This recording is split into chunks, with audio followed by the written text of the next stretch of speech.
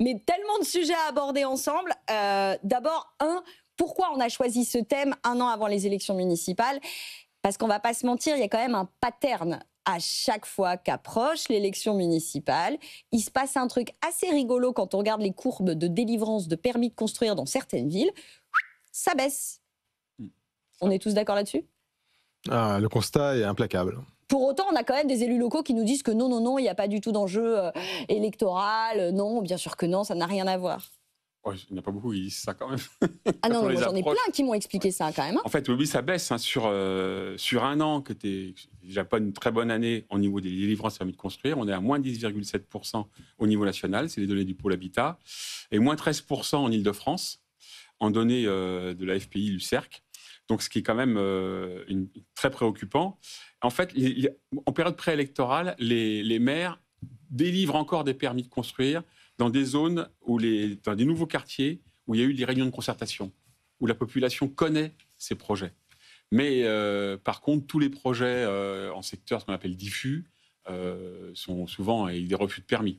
Marc, quand on regarde justement cette corrélation entre les élections municipales, les délivrances de permis de construire, effectivement, quand on voit ce que nous dit Marc Jedoux, qui est de dire, en fait, effectivement, à partir du moment où je me suis assuré que mes administrés ont validé l'émergence du projet, j'y vais, sinon j'y vais pas, j'ai trop peur. Ça, c'est quelque chose qu'on connaît dans la profession immobilière au sens large. Oui, c'est quelque chose qu'on connaît, mais je pense que les situations sont très différentes en Île-de-France et dans le sud-est, dans des zones où il y a une grande densité urbaine, où la gêne est sans doute plus forte. Donc les maires sont beaucoup plus à l'écoute des plaintes de leurs administrés, alors que quand vous êtes dans des zones où il y a des grandes ZAC qui ont leur vie propre, sans être forcément au centre urbain, je pense que c'est plus facile de continuer les constructions. Donc je pense que la situation n'est pas la même partout. Bien sûr, mais c'est quand même dramatique parce que vous me dites les zones denses, mais les zones denses, c'est aussi là où on a besoin de construire, parce que c'est là où il y a beaucoup de demandes, en fait. Bah oui, il y a les équipements, il y a les réseaux. Alors par contre, souvent autour des futures gares du Grand Paris, autour de ces nouveaux quartiers, il y a une reconstruction de la ville sur la ville, et la concertation elle est devenue indispensable, donc elle est assez longue. Là où ça pose problème, c'est dans des communes, même proches de Paris, qui ont des zones pavillonnaires, où il y a une majorité de pavillons, de grandes maisons. On a permis en fait aux gens de surélever leur maison en voulant construire un deuxième étage. Et quelquefois, on ne peut pas en fait distinguer un logement de logement. Il y a un petit logement collectif qui se fait, mais ça ne concerne pas vraiment les promoteurs, parce que construire 5 logements ou 4 logements... Vous êtes promoteur, Marc, donc vous le savez, oui, ça. Tout à fait. Mais ça crispe aussi les administrés. Et le maire, lui aussi, quand il va sur le marché et qu'il se fait...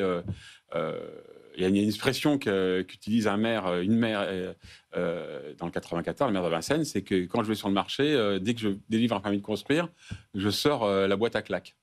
C'est vrai, ça? Ouvre la boîte à claques. C'est le fameux maire qui bâtit est un maire battu. C'est vrai, ça? Alors déjà, ils disent la première chose, quand je vais sur le marché, je suis à portée d'engueulade. C'est-à-dire que, contrairement à des élus peut-être plus lointains des ministres, ils sont rarement à 1 mètre de celui qui va rouspéter.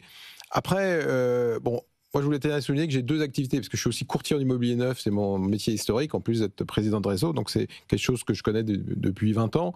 Ça nous donne un certain recul.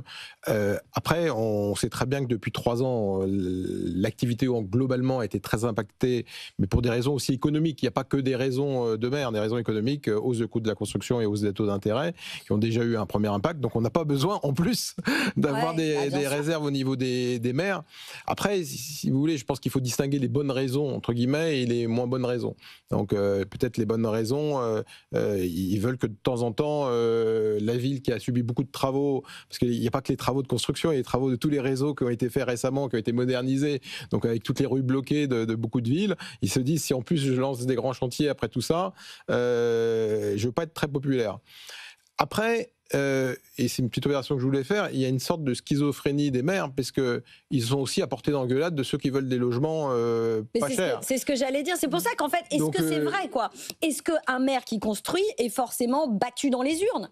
Parce qu'il y en a aussi qui vont voter pour eux L'observation qui a tendance à dire, c'est qu'à court terme, ils sont battus et à moyen terme, ils sont engueulés, puisque ça veut dire qu'à court terme, les constructions gênent, mais on ne voit pas encore les logements. Mais bon, d'un côté, si on fait ça depuis 2 ans, on finit par jamais avoir les logements. Je rappelle qu'il y a 30% de logements sociaux dans les constructions, que c'est une obligation.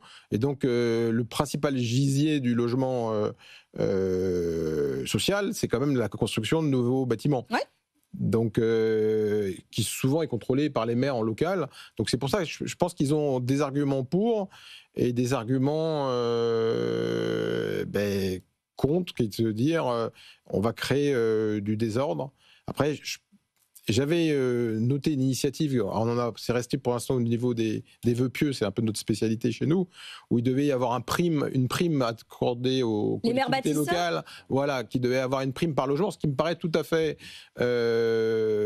intéressant, parce que il n'y a pas que les problèmes de circulation. Il faut un maire, il a aussi les problèmes de crèche, il a les problèmes d'école. Et quand il construit, il doit construire tout ce qui va avec. Ben voilà, donc c'est pas simplement qu'un problème de nuisance. Donc voilà. Enfin, il y a un message qu'il faut passer quand même au maire.